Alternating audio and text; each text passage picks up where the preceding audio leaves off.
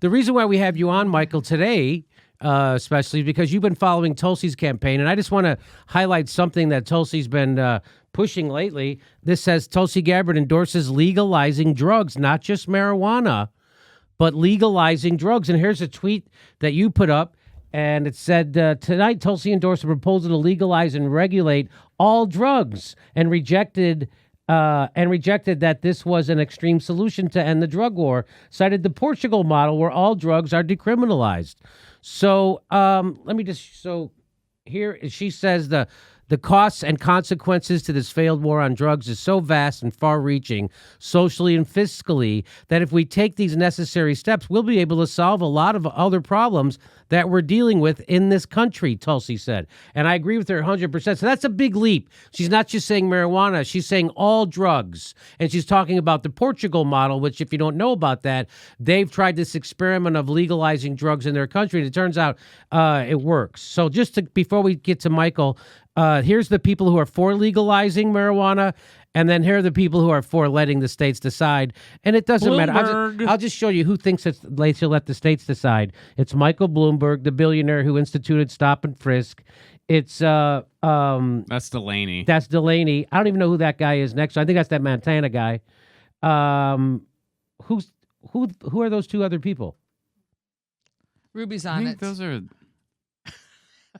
Who are? I don't even know. I can't see. One of them looks like Wayne Messam, who was the mayor of Miramar, Florida, who ran a fake campaign. Oh, okay. And the one in the middle is Bullock, Steve Bullock. Yeah, I know that guy. The guy next to him is Wayne Messam, and I still can't tell who the other guy is. Who cares anyway? So there's only one guy who says we should decriminalize it, which is different than legalize, right? So Tulsi says legalize and regulate. Joe Biden's saying decriminalize. What's the difference? Well, if you legalize and regulate, that means you can go to the store and buy it.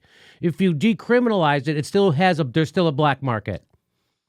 Yeah, because now it's not legal. It's not regulated. So you still can't go buy marijuana or go buy cocaine. So there's still going to be a dark market.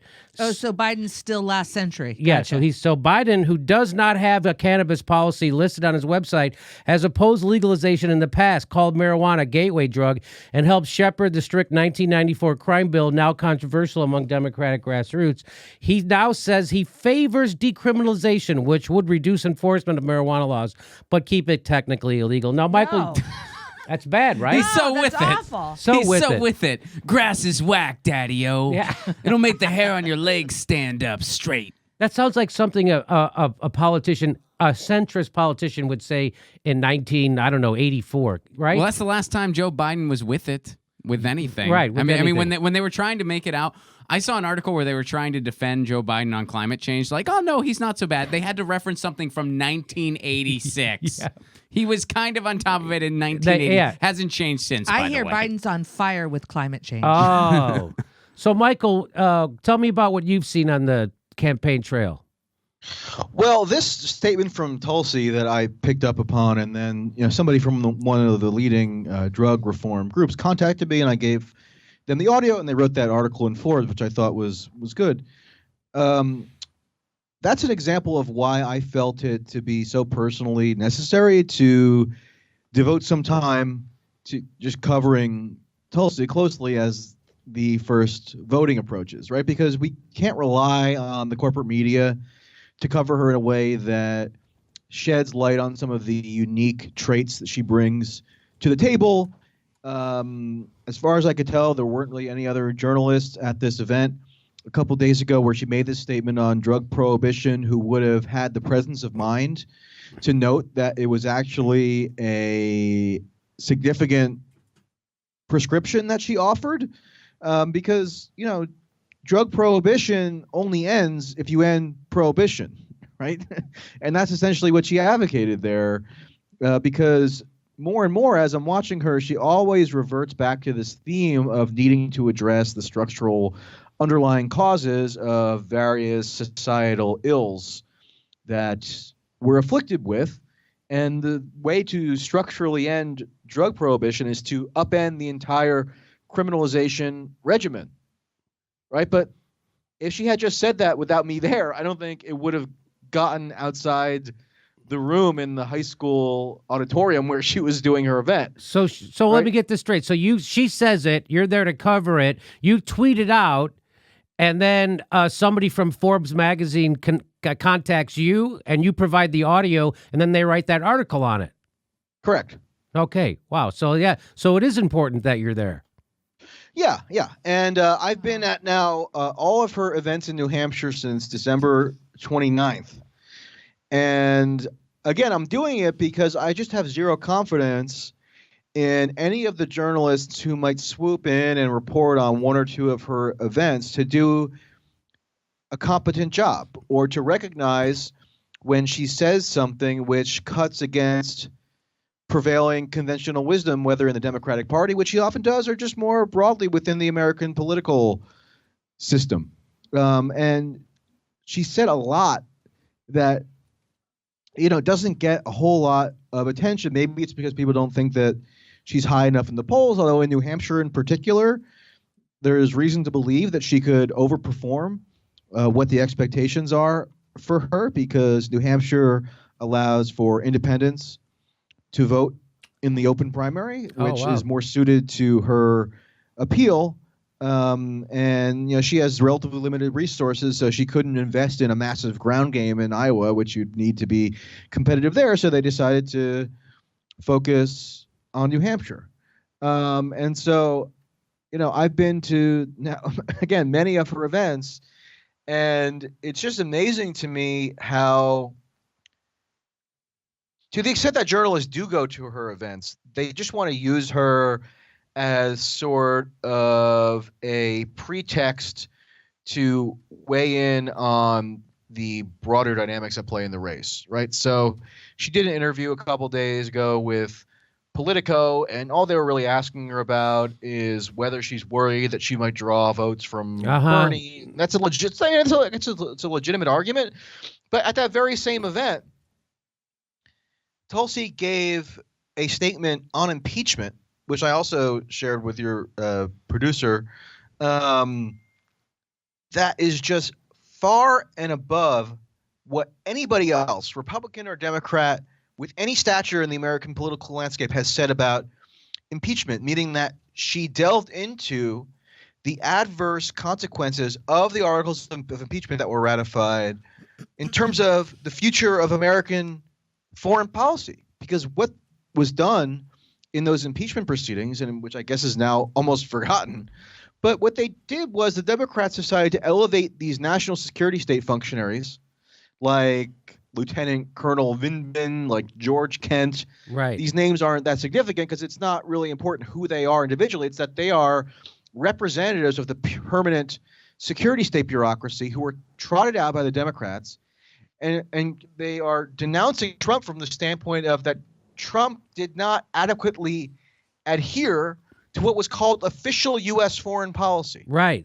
Now, you can reject Trump's conduct of foreign policy. You can criticize it. But the idea that he doesn't have a democratic mandate to enact foreign policy as he sees fit, and if you don't like it, you can vote him out, that's dangerous because it means that now there's a precedent enshrined for future presidents, whether it's Bernie, whether it's anybody else, where now these sort of holdovers who have just career jobs within the federal government can say that, oh, look, Bernie is not sufficiently in accordance with what we perceive to be the official U.S. foreign policy of the government. And Tulsi is really the only one who has enough discernment who can give a very, really penetrating statement about the ominous implications of that in a town hall event style gathering. And I don't see anybody else reporting on it. I don't see anybody else. Even if you don't like her, I think you can recognize the unique qualities that she brings. So I said, you know what? I'm just going to do it myself. And so I've been in New Hampshire for like 3+ weeks because I just feel like it's important. And it's the one person who is running a campaign entirely predicated on an anti-war message. And everything else kind of fits under that umbrella thematically for her. And it's not something that comes along very often in my experience. So I said, I'm going to just go and fill that void myself. And it's interesting because whenever I go to one of her events, number one, a lot of people love Jimmy Dore, obviously, and they come up and tell me they love Jimmy Dore. But they come up and also say that they watch me. And you'll have a mix of people where there will be, former Trump supporters who maybe are contemplating potentially voting for Trump again, but are disillusioned in certain ways, saying that Tulsi is the only Democrat that they would ever even consider voting for. And then you also have like these left-wing, anti-war, peacenik vegan types who are also showing up and like breaking bread with these Trump supporters. And if you look at the way that confluence of sort of divergent political instincts in terms of the Tulsi support base is generally depicted in the popular media, it always is cast with sinister overtones. Like there's something evil or suspicious about the fact that these types of people could, in a sense, unite behind their shared affinity for a certain candidate. But to me, when I see it in person and when I talk to these people and when they tell me their reasons, it strikes me more as like a political breakthrough that really should be regarded as a reflection of, for one, Tulsi's political skill in being able to cultivate a support base along those lines, because I thought that you wanted a wide variety of people of different ideological dispositions supporting you in order to be viable and win a national election, right? In the past, that would have been touted as something impressive. For her, it's sinister because it's under the umbrella of a theme that challenges the military-industrial complex, the foreign policy establishment, the sort of consensus thinking within both political parties. And the media doesn't know how to process that, so all they do is denigrate and delegitimize and ignore. So the whole point, Michael, of them saying we need to run Joe Biden or we need to run a centrist, we need to get we can't have your Bernie bros. You got to grow up. And you got to run a centrist, and you got to grow up and vote for a centrist, which means a corporatist who's a right-winger. And you have to vote for Hillary or you have to vote for Joe Biden because they can appeal to the right wing and the centrists. They'll get that. Well, here comes along a woman of color who's actually in the military, in those bullshit wars that they started and engineered, and she appeals to the people on the right.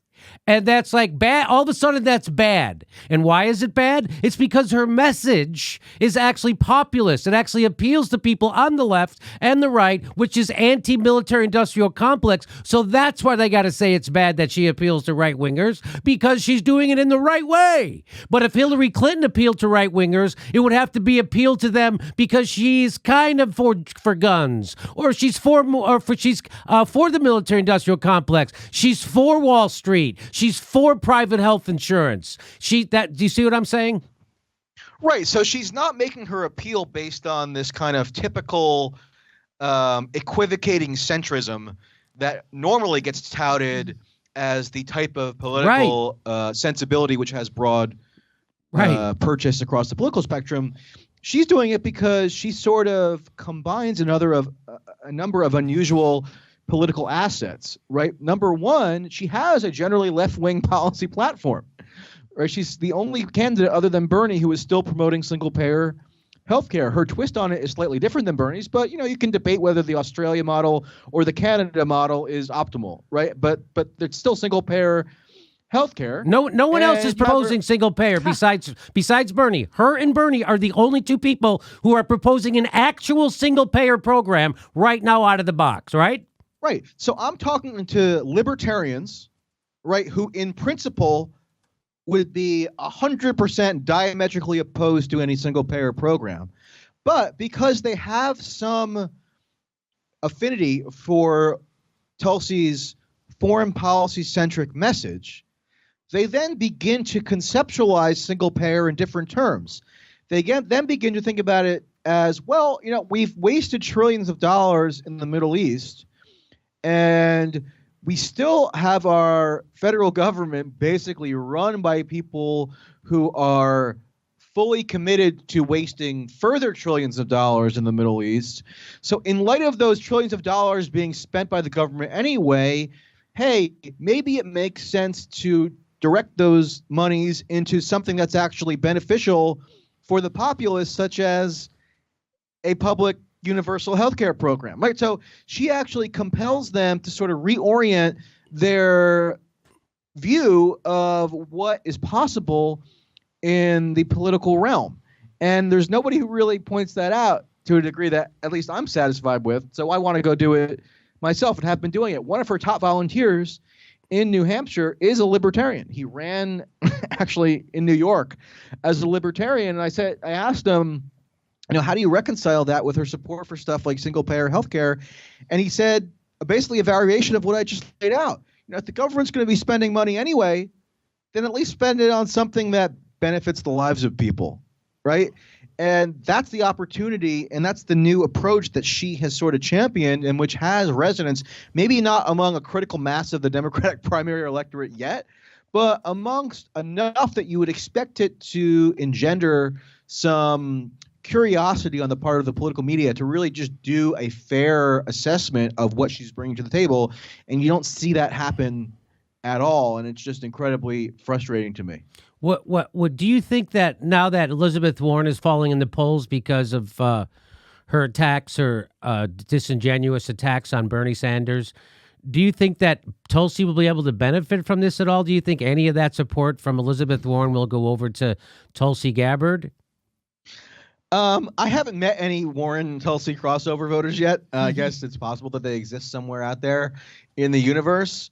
But, I think it helps her in the sense that I think it's caused some Bernie supporters to remember why they believed in her to some extent when she first became a national political figure in 2016, when she basically risked her career to support Bernie when it actually mattered, and Warren infamously stayed on the sidelines and just calculated her way into this sort of middle ground position, and that eventually endorsed Hillary after the primaries were over, when she was being begged by the Bernie faithful in 2016 to get involved and announce her endorsement of Bernie, and she refused. So for the people who feel like that there's a synergy between Bernie and Tulsi, I think it's caused them to again sort of be re-enlivened in their vision of what a synergy of that kind can result in. I mean, I clearly, maybe I'm naive, but I know that a Bernie Tulsi ticket would crush Donald Trump. I know that that's not. I don't even think that's debatable that would crush Trump, because it would. The question is, of course, Bernie feels a need to constantly capitulate to the establishment and situations like this. And so will he do that? Because it would piss off such a big faction of Hillary voters. But you know what Hillary would say, where else they got to go? And that's what you're supposed. That's what certainly Bill Maher would tell the leading Democrat about the far left, where else they got to go. So why? So my fear is Bernie will never tell Hillary voters where else you got to go, and he'll capitulate and pick somebody who's not half as inspiring as Tulsi Gabbard, and it'll be a nail biter then. What do you think? Yeah, I mean, I think that's best symbolized by this live stream that Bernie did a couple days ago, which it seemed like his handlers forced him into. It was on the day that the Chief Justice of the Supreme Court waltzed into the Senate chamber and formally initiated the impeachment trial. And Bernie got on his YouTube stream and was essentially just reciting all the standard Democratic Party Maddow-like talking points on impeachment. It's just really, does Bernie have a burning interest in Lev Parnas? No shit. And it was sort of depressing just to hear him articulate it in that way, because I don't know. I can understand the logic for it in a sense that you need Jesus Christ. what you might call normie Democrats in a primary to support you on some level. But I think everybody kind of understands that's not really where his heart is. So just to see him in this Hodges style video talking about the threat of Russia hacking, the oil business in Ukraine or the energy company in Ukraine that is implicated Joe Biden in corruption, that kind of thing. It's just really,